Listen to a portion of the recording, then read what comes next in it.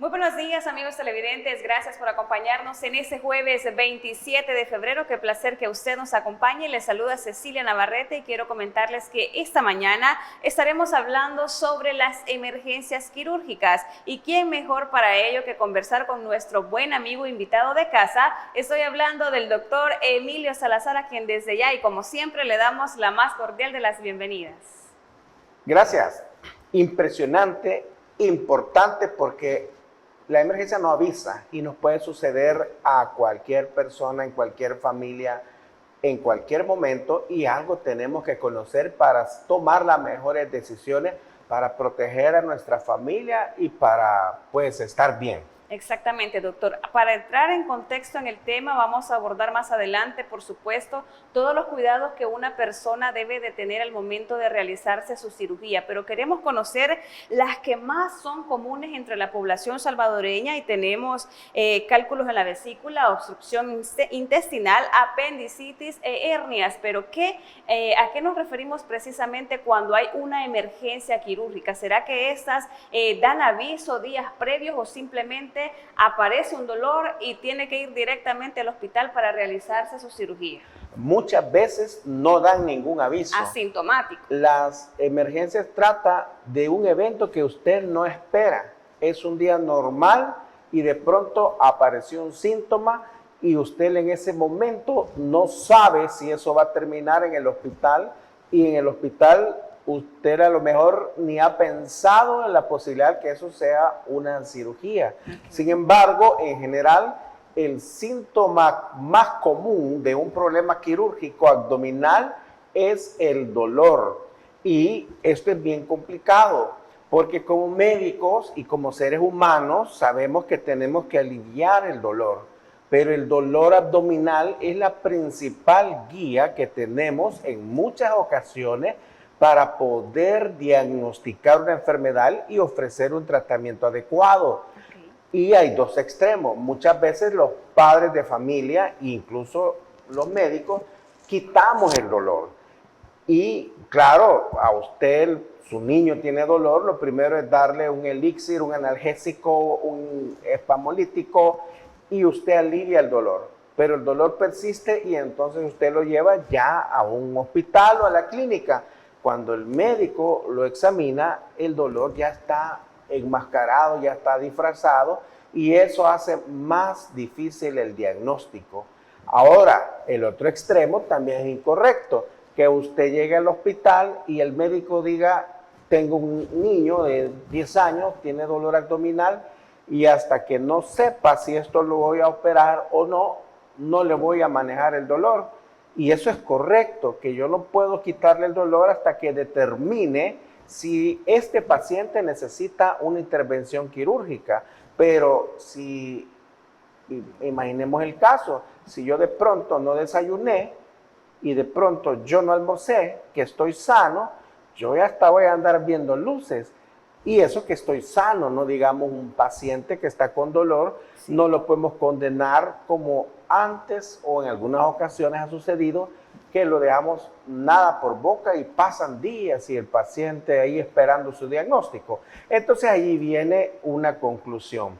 Una emergencia abdominal o probablemente quirúrgica es aquel dolor abdominal que de pronto requiere un diagnóstico para determinar si es quirúrgico o no, pero que este diagnóstico tiene que realizarse en un promedio de unas 6, 8 o un máximo de 12 horas. No es posible de que pase mucho tiempo y que usted todavía esté esperando tener al menos una idea si eso va para una cirugía o no. Ahora, con este tiempo tan corto, tenemos que tener las consideraciones cuando tenemos un familiar con dolor abdominal.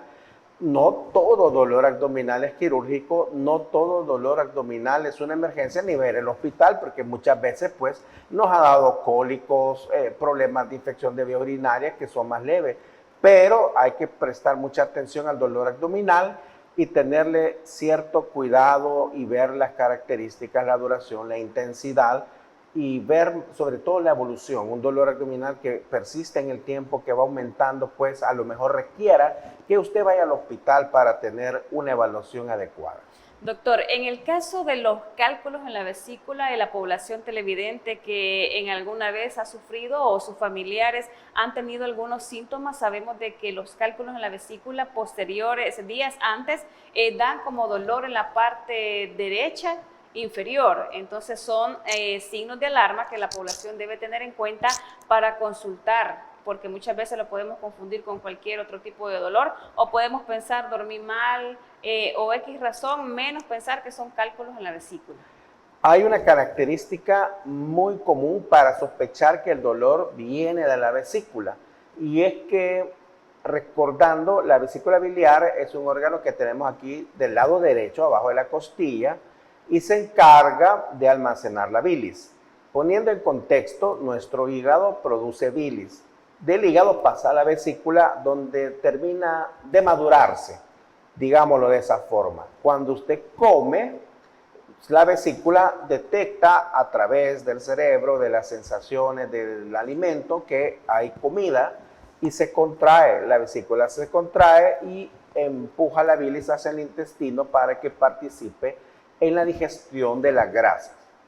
Cuando hay piedras y la vesícula se contrae, usualmente estas piedritas, que a veces las más pequeñas, pueden tapar los conductos por donde sale la bilis y eso desencadena el dolor. Entonces, un dolor de estómago que ocurre después de una ingesta de comida, particularmente que tenga grasas, es decir, comió chicharrón, comió pizza, comió pupusas, comió crema, algo con grasa, le despierta el dolor. Esto puede ser un signo muy clásico, es un dolor muy característico. El paciente usualmente llega y me dice, mire, vengo a consultarle porque cada vez que como algo con grasa me da dolor, es un dolor muy fuerte, me inicia muy rápido y de pronto pues dejo de comer y el dolor se me quita, pero ya tengo pues unas semanas, unos meses con este dolor y quiero saber de qué se origina. Si es un dolor con esas características, muy probablemente la vesícula tenga que ver con ese dolor.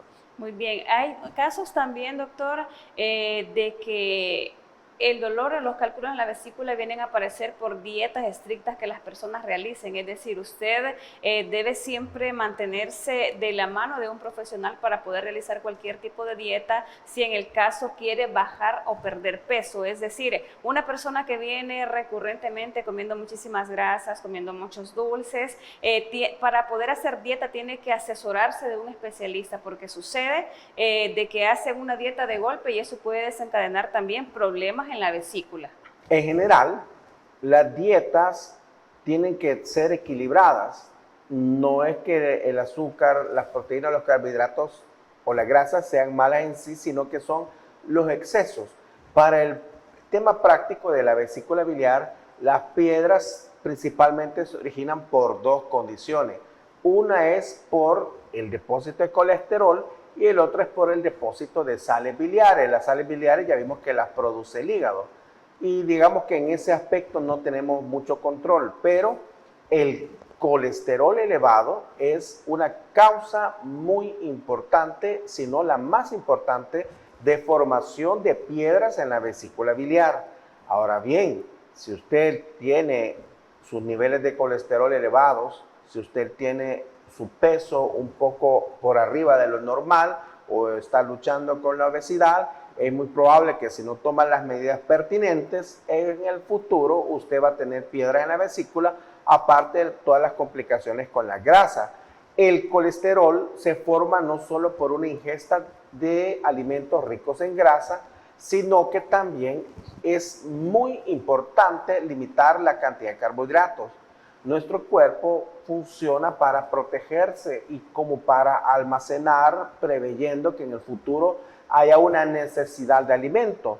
Por eso, si usted de pronto toma una bebida con mucho azúcar, así sea natural, o el café, o la tortilla, o el pan, o los carbohidratos, y tiene una dieta alta en carbohidratos, al final toda esta azúcar el cuerpo la convierte en grasa y la convierte en colesterol, eleva sus cifras de colesterol y eso va a terminar en todo el cuerpo, pero también en la vesícula formando los cálculos. Muy bien, en el tema de emergencias quirúrgicas por cálculos en la vesícula, ¿será que esta es prevenible? Es decir, muchas personas han sido diagnosticadas con cálculos en la vesícula si esta persona se ha estado realizando exámenes, pero hay tratamientos para evitar una cirugía porque muchas personas no quieren ser intervenidas quirúrgicamente. Las piedras en la vesícula, desafortunadamente, una vez están formadas, no hay forma de que con alguna medicina natural estas puedan expulsarse y romperse. Este es un punto bien importante y hay que hacer una diferencia para que, pues, mi querido televidente no vaya a caer en un gasto innecesario o vaya a ser víctima de alguna información falsa. Las piedras, poniendo a la par o haciendo un contraste o un paralelo, porque muchos pacientes por eso llegan a la consulta con una información confusa y se han sometido a tratamientos que no les han beneficiado, sino que les han puesto en riesgo la salud. Hay otras piedras en el cuerpo y son las piedras en los riñones. Las piedras en los riñones, que es otro capítulo aparte, sí puede haber oportunidad de que con algunos medicamentos o con algunos procedimientos no quirúrgicos el cuerpo pueda expulsarla. Para el caso de la vesícula biliar, las piedras no se van a expulsar a menos que sea con una cirugía. Y también hay personas que tienen piedras en su vesícula y nunca les ha dado problema, nunca les ha dado síntomas y que se logran detectar porque de pronto llegó a consultar por otra condición y casualmente en el ultrasonido encontramos estas piedras. Pero siempre, para cualquier enfermedad, siempre es importante ir antes. Es decir, todas las enfermedades pueden tener un amplio espectro de síntomas, desde una forma sin síntomas, una forma leve, una forma grave y una forma mortal.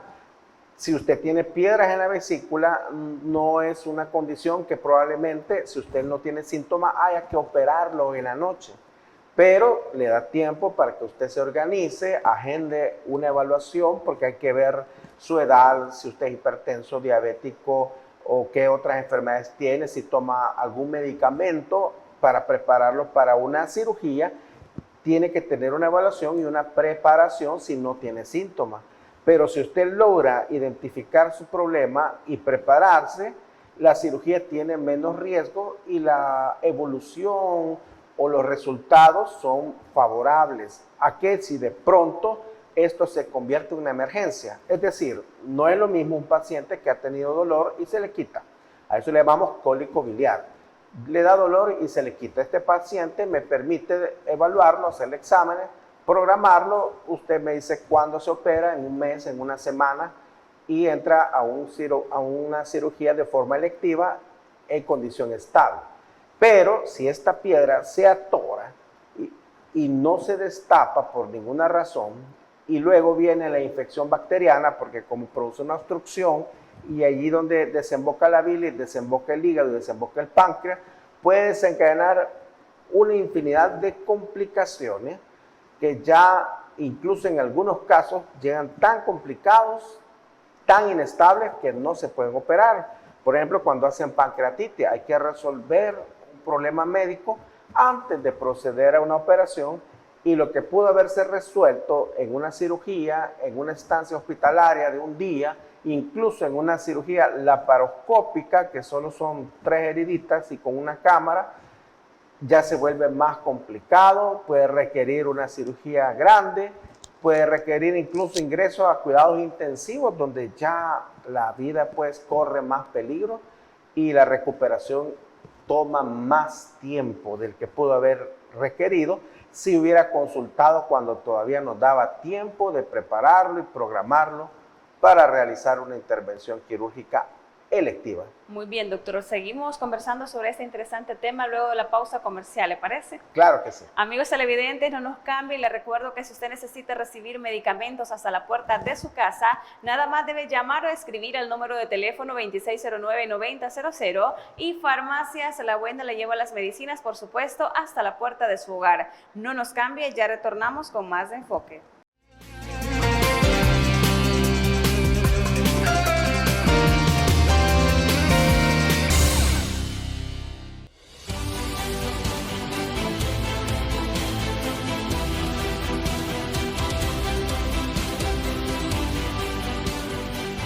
nuestro compromiso, nuestra pasión, son algunas de las cosas que nos caracterizan como salvadoreños.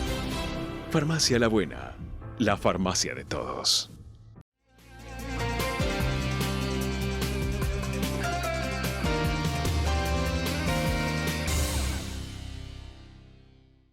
Ya estamos de regreso, muchísimas gracias a usted por continuar con nosotros y por supuesto buen provecho si a esta hora disfruta su bendecido desayuno. Esta mañana me encuentro muy bien acompañada de nuestro amigo de casa, el doctor Emilio Salazar, y estamos hablando el tema de las emergencias quirúrgicas. En el bloque anterior conversábamos acerca de los cálculos en la vesícula, cuáles son algunos de los síntomas si es que usted presenta y puede tener tratamiento médico. Doctor, mencionaba en el bloque anterior acerca de las dos maneras de intervención quirúrgica. ¿Cuál sería la más conveniente, operación abierta o laparoscópica? Depende de la condición clínica del paciente. Okay. Usualmente, si no hay complicaciones en un paciente joven que no tenga ningún factor de riesgo, la cirugía laparoscópica es la cirugía de elección. Es una cirugía mínimamente invasiva. Es decir, estamos hablando de un paciente que tuvo el dolor y se le quitó y se programó su cirugía. Usted llega al hospital en ayunas, pasa al quirófano, se hacen 3 heridas tan pequeñas como el dedo meñique y entra una cámara y 2 instrumentos y con eso se logra quitar la vesícula y a esto se le llama cirugía laparoscópica o como algunos le dicen la cirugía láser. Ninguna es mejor que otra, pero ¿Y los costos varían también, doctor? Son equivalentes. Okay. Lo que sucede es que usualmente reservamos la cirugía abierta.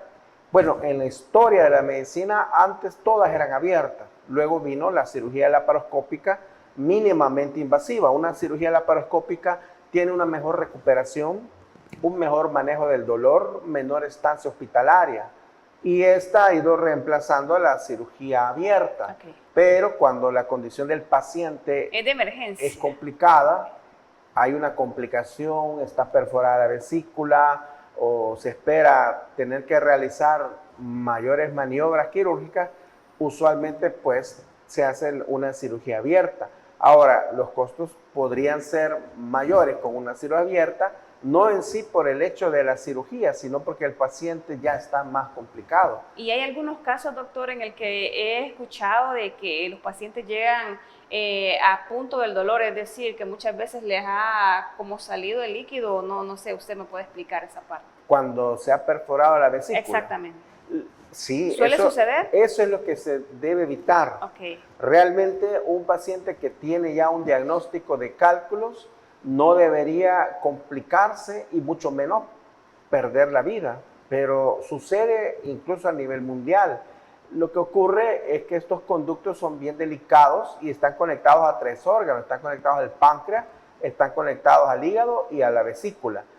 Cuando se tapan y no resuelve esa obstrucción, el líquido biliar no logra salir y las bacterias allí empiezan a reproducirse y comienza a aumentar la presión.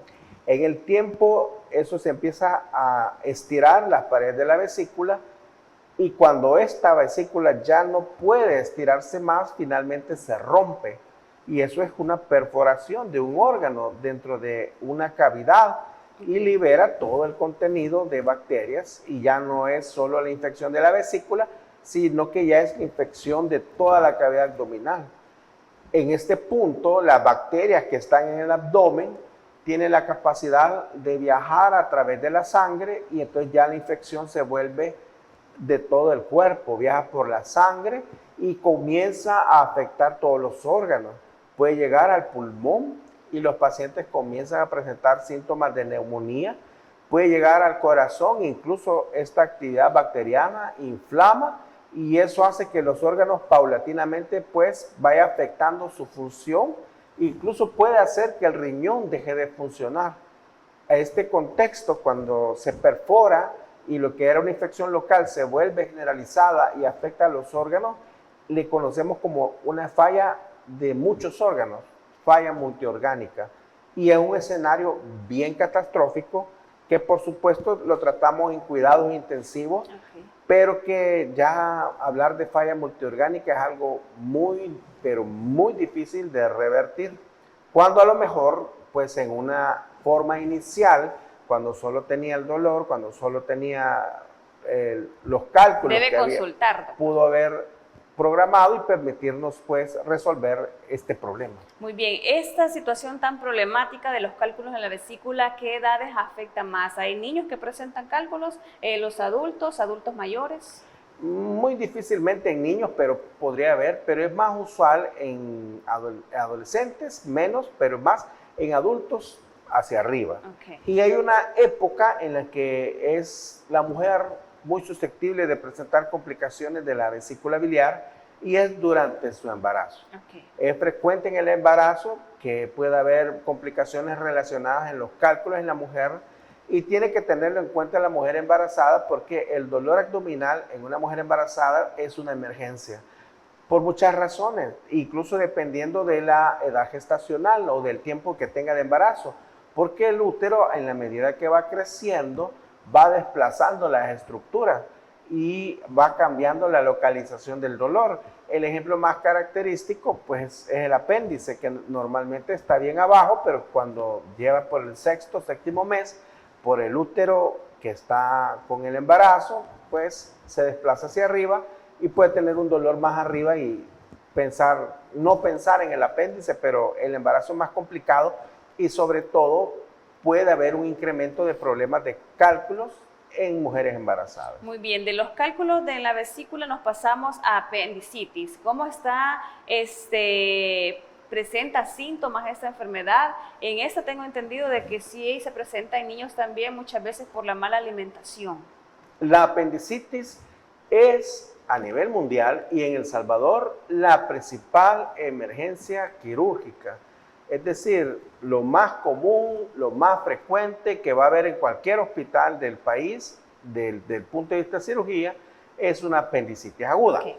Hace 2 semanas llegó al hospital una joven, bueno, era una niña de 10 años de edad, que tenía un dolor de abdomen.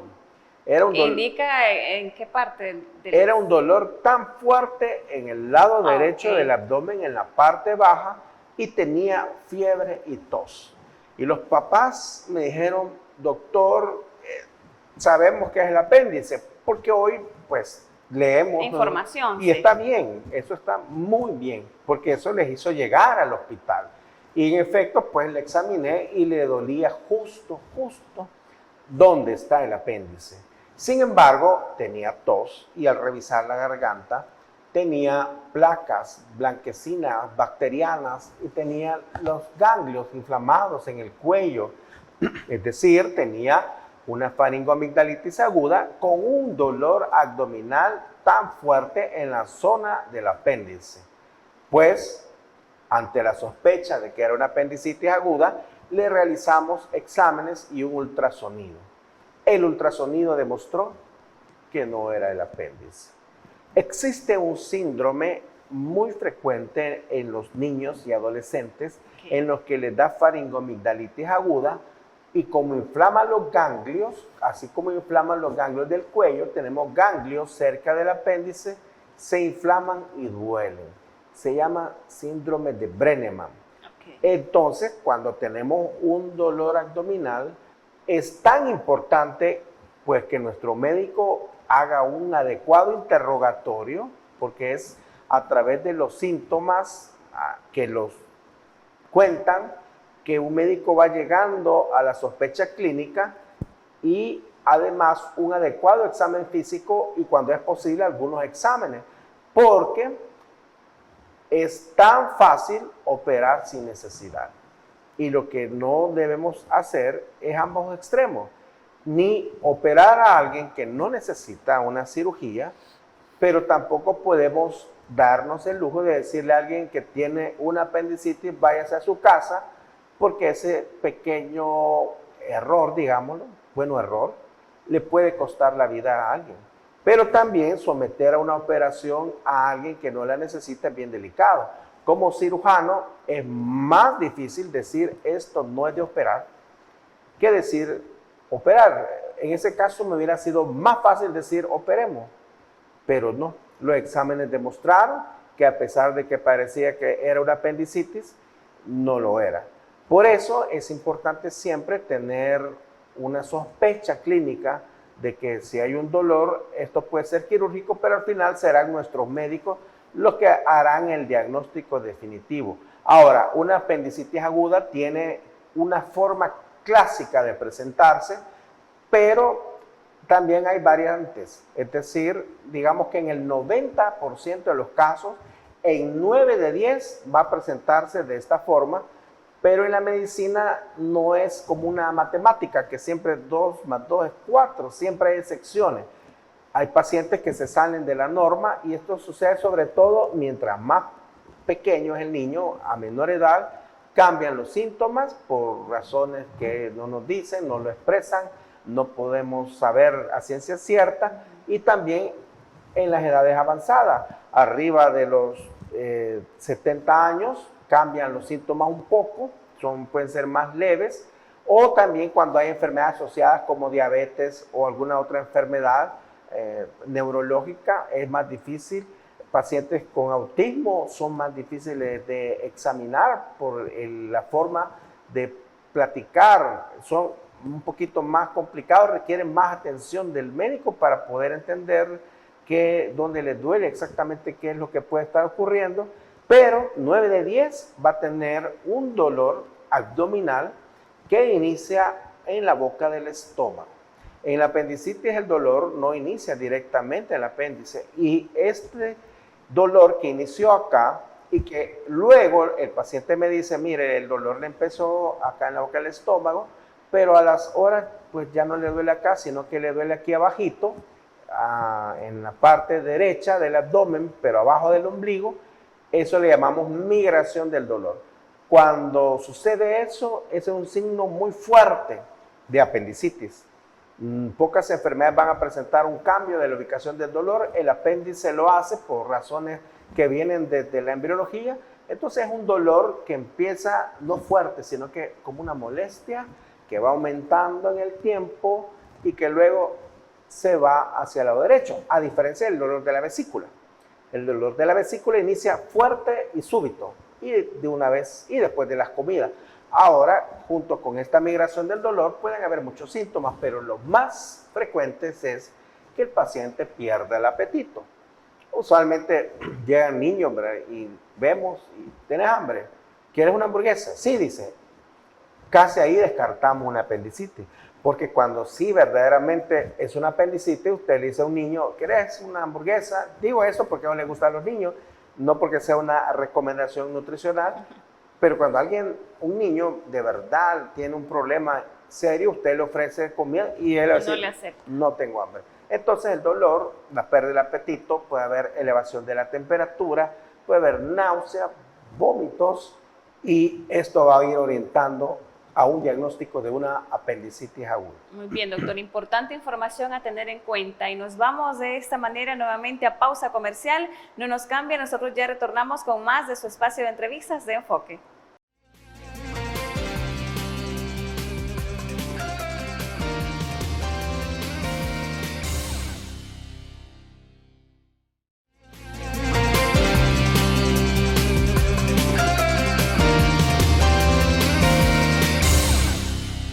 Ya estamos de regreso, muchísimas gracias a usted por continuar con nosotros. Esta mañana estamos hablando acerca de las emergencias quirúrgicas y por supuesto, ¿quién mejor para hablar de temas de salud que el doctor Emilio Salazar? En el bloque anterior estábamos hablando acerca de los cálculos a la vesícula y por supuesto la apendicitis, pero no podemos dejar de lado dos enfermedades también que son sumamente importantes a tener en cuenta y por supuesto llevar de la mano de un profesional para corroborar si es necesario una intervención quirúrgica. Estamos hablando de las hernias y por supuesto la obstrucción intestinal. Doctor, por favor.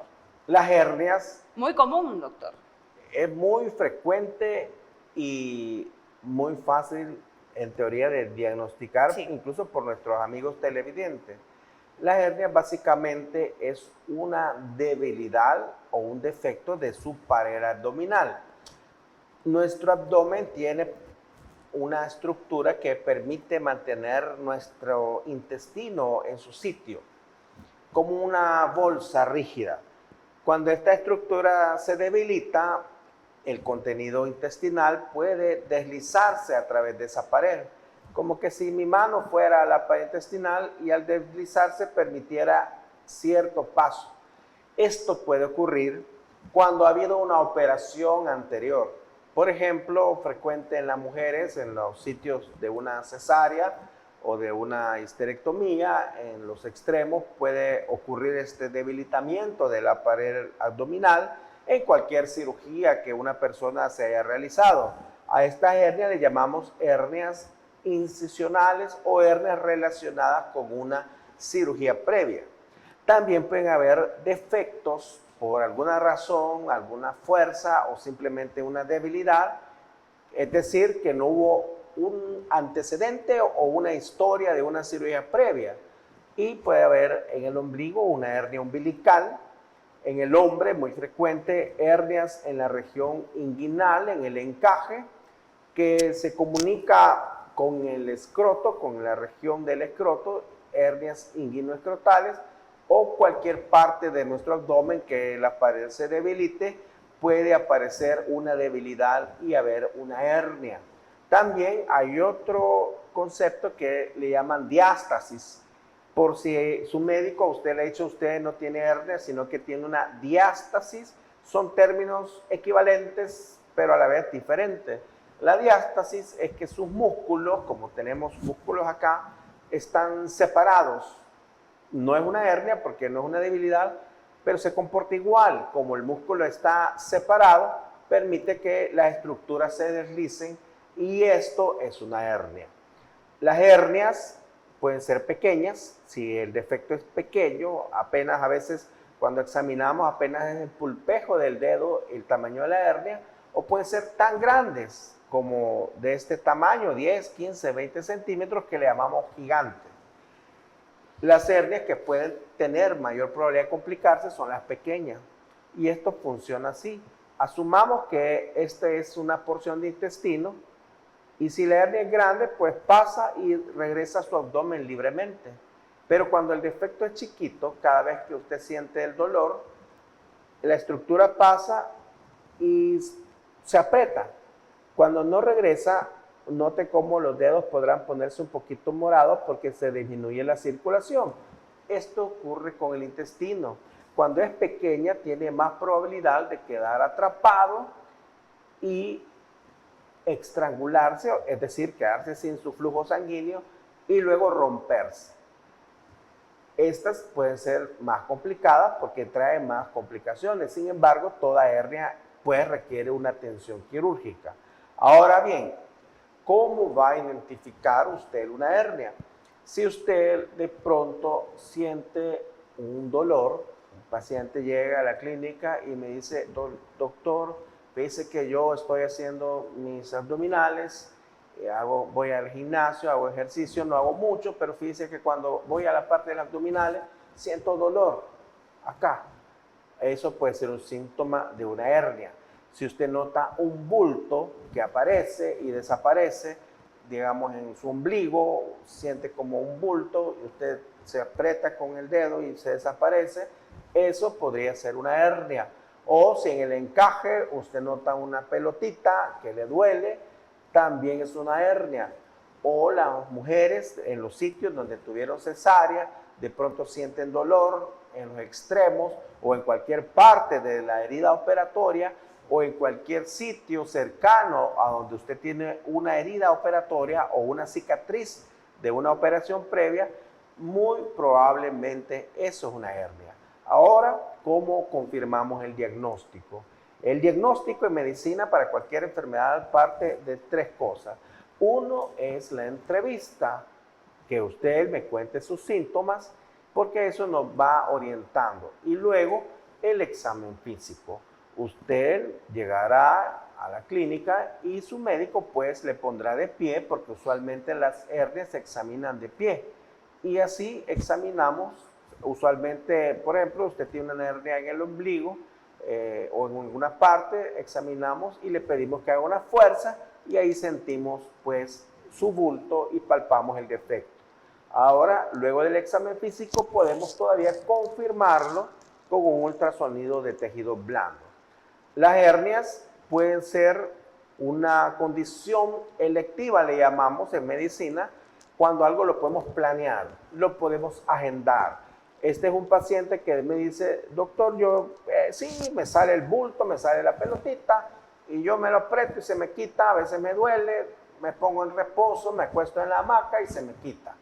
Eso es una hernia electiva, una hernia que se puede agendar, que puede esperar, que podemos, dependiendo de la edad, si un paciente joven no necesita mayor preparación, si un paciente de unos 60 años diabético necesita exámenes, necesitamos controlar su glucosa, controlar su presión arterial para prepararlo y disminuir el riesgo de la cirugía. Eso es una condición electiva.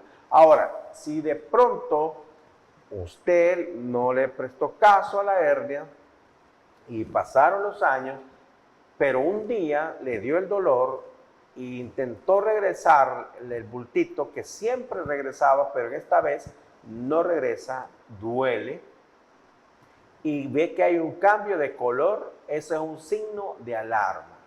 Si usted nota un cambio de color, si usted nota que no regresa el bultito, es decir, que se quedó trabado y que cambió de color y está morado, eso es un signo de alarma que le está avisando que eso está a punto de romperse.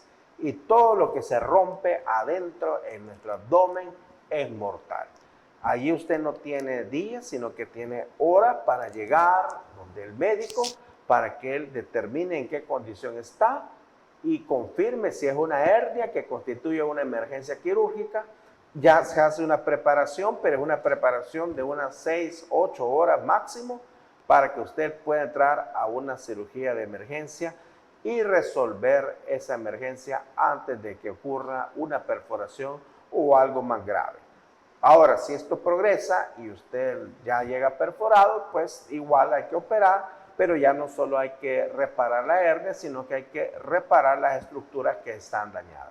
Así es, doctor. Ante todo este conocimiento que nos acaba de brindar de estas emergencias quirúrgicas, ¿cuáles son los cuidados que una persona debe de tener luego de cualquiera de estos procesos quirúrgicos? Es decir, las personas pueden recibir su operación, pero ¿qué es lo que necesariamente importa? ¿La alimentación, los cuidados? ¿Qué se hace?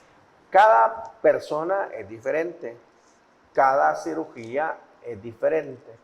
Y será su médico quien le dará las pautas específicas. Cuando usted se vaya de alta, dígale, doctor, ¿qué puedo hacer y qué no puedo hacer? Ahora, en general, para cualquier cirugía hay ciertos mitos y realidades que podemos aclarar, pero siempre debe individualizarse cada caso. Pero uno es que usted no puede caminar. En toda cirugía, en general, en todas, siempre se recomienda que el paciente camine una vez haya recuperado de la anestesia, ya sea con ayuda, cuando ya usted se sienta bien, no se sienta mareos y no haya riesgo de caída.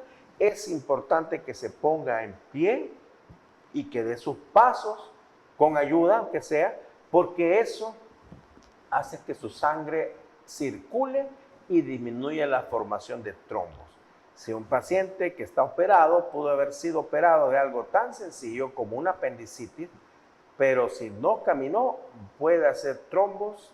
Estos viajan, hacen tromboembolismo pulmonar y puede desencadenar una condición más grave que la que lo llevó a la cirugía.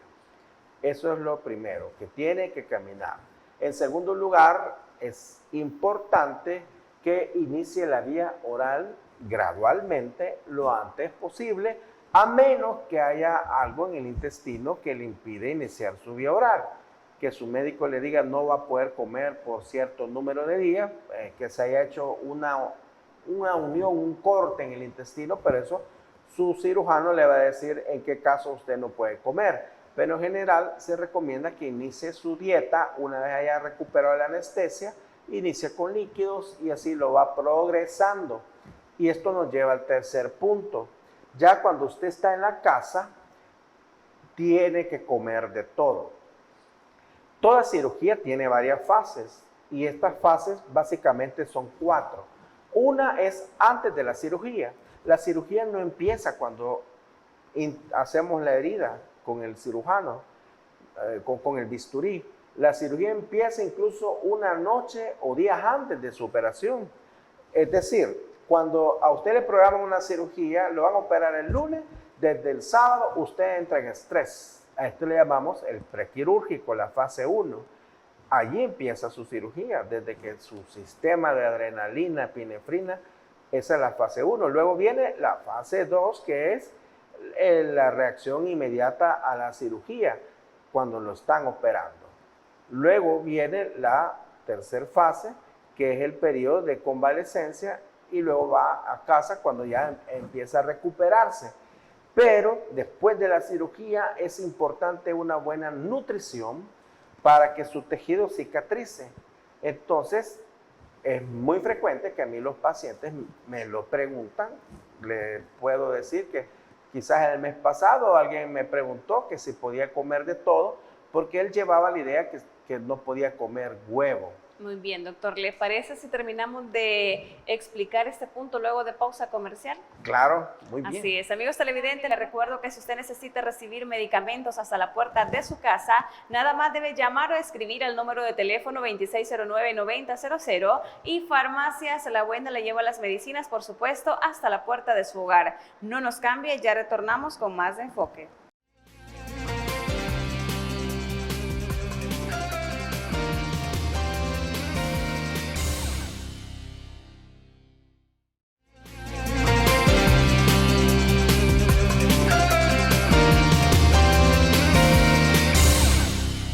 Gracias por acompañarnos. Hemos llegado al final de esta entrevista de Enfoque, en donde hemos estado hablando temas muy importantes acerca de las emergencias quirúrgicas. Y precisamente me encuentro muy bien acompañada del doctor Emilio Salazar, con quien estábamos hablando precisamente acerca de los cuidados que una persona puede tener luego de someterse a una cirugía. Pero antes de comentar, de seguir detallando los cuidados que debe tener el paciente, tenemos que conocer las redes del doctor por si usted, amigo televidente, necesita cualquier tipo de consulta o quiere llegar también a la clínica, doctor.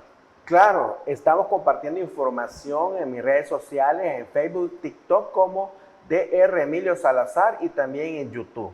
La ruta más cerca para que juntos recuperemos tu salud, y si quiere más información o desea agendar una cita, el número es el 78480041. Ok, ahora sí, doctor, finalicemos con el punto que nos quedamos anteriormente, y es los cuidados que un paciente pues debe tener al momento de realizarse su cirugía. El punto más importante y el punto final es que cualquier síntoma de alarma, después de que usted esté en casa, tenga una comunicación directa con su médico. Es decir, si hay fiebre, dolor excesivo, cambios de coloración en la piel, se puso amarillo, cambios en el patrón intestinal o que la herida está con algún líquido, debe ser revisado lo antes posible por el médico que lo ha operado. Muy bien, doctor. Quiero agradecer infinitamente el hecho de acompañarnos esta mañana y, por supuesto, brindar parte de su muchísima experiencia para que la población salvadoreña pues esté informada y pueda prevenir este tipo de enfermedades y, por qué no, si ya presenta alguno de los síntomas, acudir directamente de la mano de los profesionales. Les deseo un feliz día a todos. Esperamos tenerlo acá nuevamente abordando, como siempre, temas tan importantes de salud, doctor. Claro que sí, por supuesto, un gusto. Así es, y también a usted, amigo televidente, muchísimas gracias por acompañarnos. Nos vemos en una próxima emisión de Enfoque.